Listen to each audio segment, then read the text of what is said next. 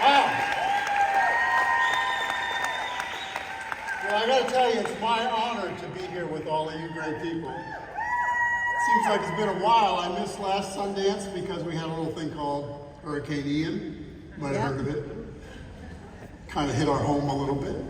And the year before, my dad passed away. So I missed the last two leaderships, but I'm here today. And I'm honored to be here with you because this is the room that's going to lead the charge in the future, right? Yeah. Okay. Now, I don't have any slides. And now, thank you, Allison, for putting that picture of mine there. I didn't know you were going to do that. That was a while ago. That was actually about the time when we started this crazy thing. And, you know, what you've heard tonight, you've heard so much tonight. And what I hope you're getting out of tonight is that we have a phenomenal amount of possibilities in front of us. It's better than it's ever been. You may not think that, but if you pay attention this weekend, by the time you leave this weekend, you will absolutely believe that. Yep. And that's where it needs to go, because make no mistake, there will be leaders that will come out of this room. This is a leadership event. This is all about you moving yourself to the next level. Now, I talk about 4 stages in the business, right? So let's do a systems check right now. Where are you in one of these 4 stages? The first stage is the creative stage. It's the building stage. It's the stage where you're so excited, can't wait to talk to people. You're bringing people in, you're helping them get healthy, you're bringing coaches in, you're building teams. You're excited. Every day you wake up and you're excited. Woo. That's the building stage. The second stage is, if you stop the building stage, you can kind of slide into the management phase. Come on. And the management phase is when you get your, virtually get your little fiefdom on a Zoom. You have 14 Zooms a week, You're watching a lot of training, but you're not in the area, the growth area of the business where you're bringing in clients, you're bringing in coaches, and you're building teams. And if you stay in that phase too long, you fall into the next stage, which is the blaming stage, which is where you're blaming your coaches, your spouse, the company, your leadership team, often everybody else except yourself. Come on. And if you stay too long in that phase, you go into the dying stage. And the dying stage is kind of spiraling down, and that's when the negativity hits. Well, the negativity probably hit before that. So just a systems check coming into tonight, maybe not where you are right now, but when you came in tonight, when you were thinking about coming here, what phase would you put yourself in? Because going out of here, we want to make sure everybody comes out of here in what? The creative stage, right? So we talk about motivation, mindset, and skill set, right? It's not mindset and skill set and action. It's motivation, mindset, and skill set. Now, those things have to be in formation in order for action to occur. So the motivation really involves, Dr. A talked about, is the things that matter most to us. What are our goals? What's our purpose? What do we want to create? The mindset is how and what we think about, which is a lot of what you're going to hear this weekend. Okay, and the skill sets are a lot of them are transactional skills. Many of you are very adept at. But they have to be in formation in order to create action. Because you know what? It doesn't matter how many skills you have. If you don't have a reason to do this, you aren't going to do anything. That's right. Okay? And if you have big dreams, but if you're doubting yourself, if you're scared to death, if you're running in terms of fear, if you don't think you can do it, you won't do it. Right. And the third thing is, you could have a growth and a mindset. You could have great dreams. You have any skills, you're going to skin your nose a little bit, right? You're going to run into something. So they all have to be together, right? And, I talk a lot about dreams. I'm not going to go into a talk on tonight about dreams because what we know is nothing happens until you have a dream, right? It's the foundation of all success. And with a dream, it causes us to change and to grow to become the person we need to be in order to achieve that goal, okay? So Dr. A talked about that. I'm going to kind of leave that on the shelf tonight, except I want to do one analogy for you. You see, if you don't have a dream, if you don't have a compelling reason, it doesn't matter what we say this weekend, okay? Doesn't matter. So hopefully you'll reconnect with your dream, reawaken it or awaken it, recommit to this business. Think about this crazy thought, right? Let's say you have a brand new Aston Martin. Probably somebody would like a new Aston Martin, and it's parked in your driveway. And you say to your spouse, "Hey, honey, let's go get in the car." So you go down, you get in the car, and you're in the car. You turn it on, you hear the engine. It feels really good, and then you say, "Hey, let's connect to a YouTube on how to drive a Aston Martin." So you sit here watching the YouTube, right? And then when that gets done, you go, "Oh, let's go watch a YouTube on how they build an Aston Martin." Come on. So how far are you going to take that Aston Martin? You're going nowhere because you're just sitting in a great vehicle. That's right. Okay? You're sitting in a great vehicle that could fulfill some dreams and you have some fun.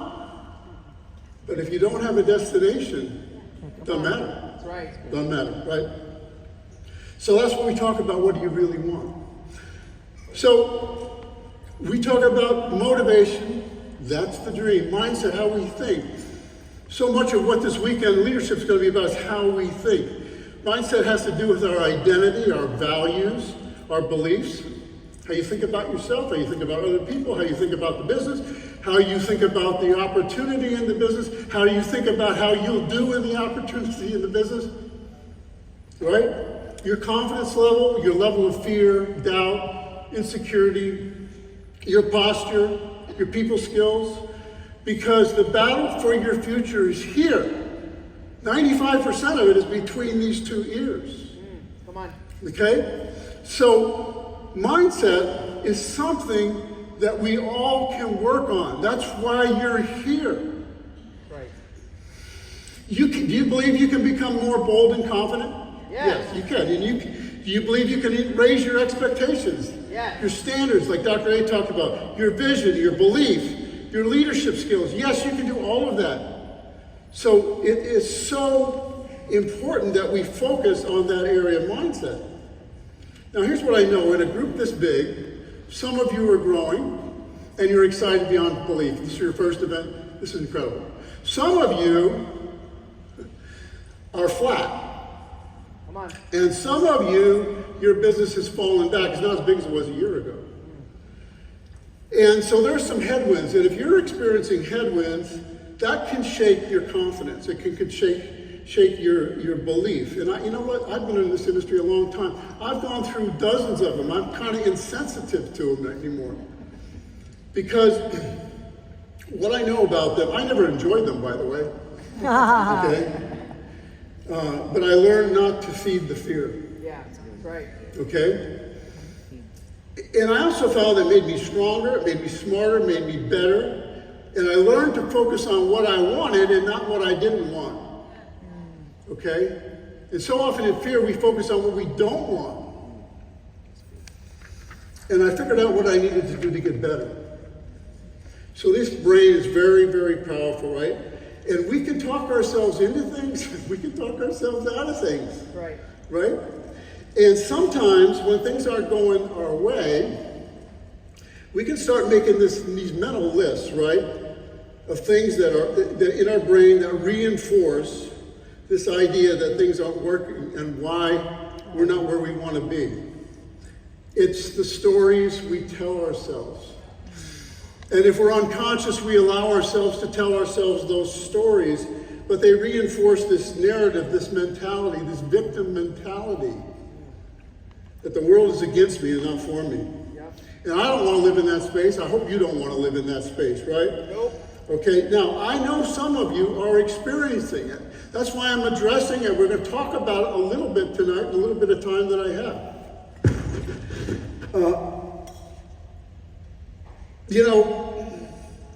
If you're not growing, ask this question. Not growing is a result. It's a result. It's a result of something. So the question is, what's causing the non-growth? If you're not getting the same results that you did before, why? Is it because you're not doing the same amount of work with the same quality of people, with the same level of enthusiasm, with the same level of expectation? Good. Or are you just not doing the work? Come on. Okay? So, and we could talk a lot about that. I just don't have time to do that. But, you know, Dr. A said it, it'll be said this weekend. We can't control many of the things in our life. We can't control inflation. We can't control the division in our country. We can't control this war that's in the Middle East, right? But there are some things we can control, and we certainly can control our outlook, our vision, our attitudes. And, you know, here's the other thing. Most of what we fear never comes to pass. Yep.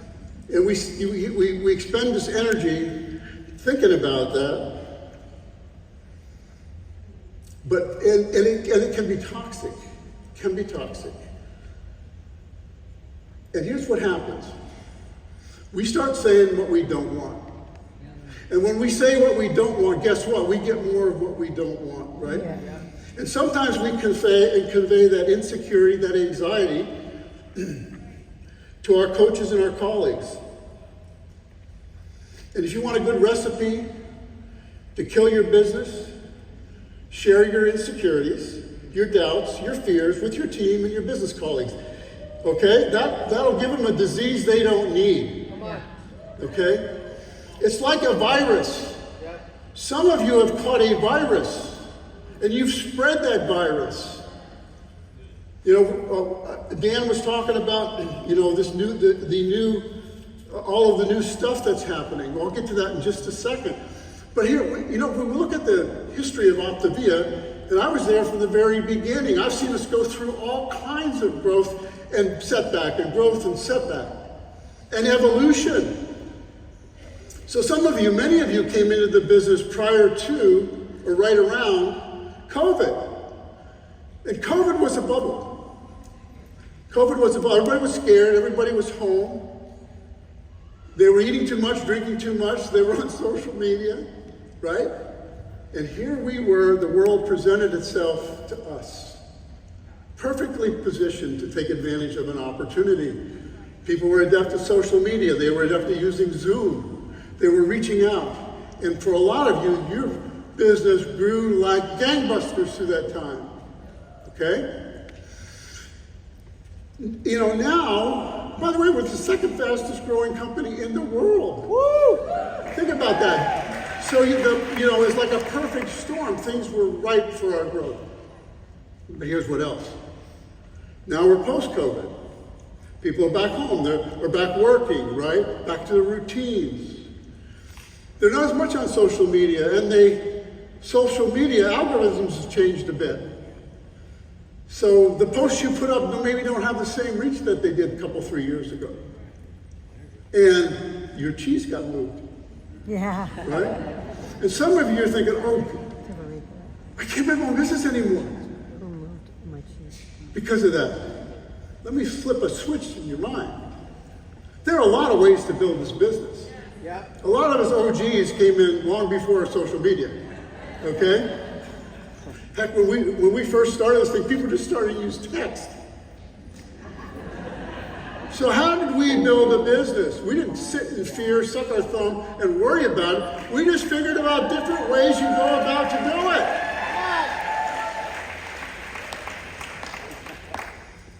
It doesn't mean social media doesn't work anymore. Of course it works. Is it an accelerator? Of course it is. Should you do it? Of course you should do it. But you should think about maybe some other modalities to put into play to grow your business. You know, just real quick, I don't have much time. I'm actually almost out of time. How many of you ever heard about the 5 pennies? Raise your hand. No. I guarantee you, 12 years ago, if I said 5 pennies, everybody would know what it is. How do you meet people? Put 5 pennies in your right pocket, go out into the world, and make conversations with people, meet people, and when you talk to somebody, put one of those pennies in your left pocket. And when you have all 5 pennies moved from your left pocket to your right pocket, then you go home. It's called making connections. You ever hear that term? It's called, I'm just using that as an example, right? Okay. Come on. Let me just finish real quickly. I'm already over time, so sorry. Thank you. Logic and emotion. You heard this thing about Dan talking about medically directed weight loss? That's because that is such a big opportunity for us. Yes, it is. Now, if you were one of these people who think, oh God, it's going to take our business away, you're thinking like a diet coach, Come on. like a weight loss coach, Right. not an optimal health coach. This is going to make us all better. We're going to be more professional coaches, right? Yep. So logic. I want this thing. Dan said it. This is a sound company. Nick said it. If the world's getting more unhealthy, we still have 72% of Americans that are overweight, 42% that are obese. Do you think all of a sudden the opportunity isn't there, that all of a sudden we went from daylight to night? No, it's a huge opportunity. But if you're in your head and you're worried about fear and you're holding yourself back, you are missing out on an incredible opportunity, guys. Yeah. So this talk is called a call to action. It's a call to action. If you're gathered here, you're going to get some world-class training this weekend. You're going to get so filled with information. But here's what I want you to do. I want you to take it inside of you, because you have the capability for change. And you know what we need? We need an army of leaders to lead this mission forward. Right. That's why you're here. So this is a call to leadership. It's a call to leadership, and I'm going to ask you, will you make that call? Mahatma Gandhi said, be the change you want to see in the world. I'm going to paraphrase that. I'm going to say, be the change that you want to see in this business. That's right. Come on. Are you going to do it? Yeah.